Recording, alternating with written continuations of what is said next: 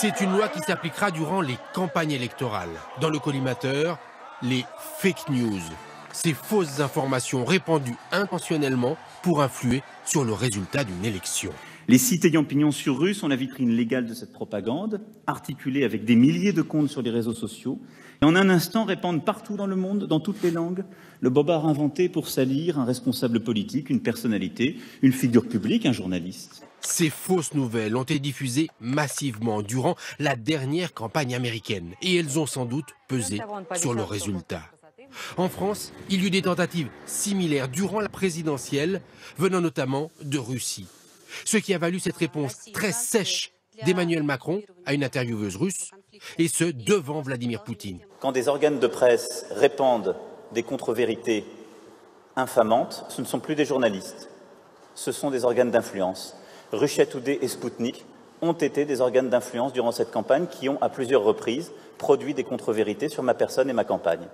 Cette loi pourrait prévoir une obligation de transparence sur l'identité du diffuseur et une possibilité de blocage ou de fermeture du site concerné. Le texte devrait entrer en application avant les prochaines élections européennes de 2019. On va revenir sur les bons vœux de M. Macron. La presse, hier, oui, parce que vous allez voir des articles dans le Parisien aujourd'hui en France, dans Libération ou dans Les Échos. Hier, lors de ses vœux à la presse, le président Macron est parti en guerre contre les fake news, autrement dit les bobards, les fausses nouvelles. Certaines officines, souvent russes, sont spécialisées dans la propagation de ces fausses informations. Il y a Russia Today qui est connu pour ça. Dans des buts de déstabilisation politique, eh bien Emmanuel Macron annonce une loi qui permettra de bloquer certains sites internet et de remonter jusqu'à l'officine manipulatrice, notamment en cas d'abus pendant les campagnes électorales. Alors, faut avouer que le problème vient aussi de chacun d'entre nous parce qu'on a tendance à cliquer sur n'importe quoi, comme le dénonce cet article du mondediplomatique.fr. C'est plus de l'information, regardez, mais du piège à clic.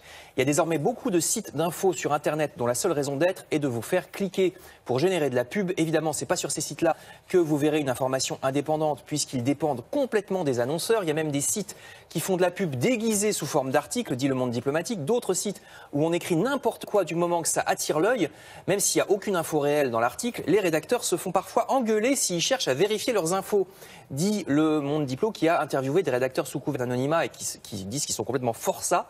Les jeunes journalistes qui travaillent pour ce genre de site sont très mal payés. Parfois, imaginez seulement 10 € l'article sous le régime de l'auto-entrepreneur qui permet à peu près n'importe quoi. Ils n'ont pas de couverture sociale, donc évidemment, ils la ferment.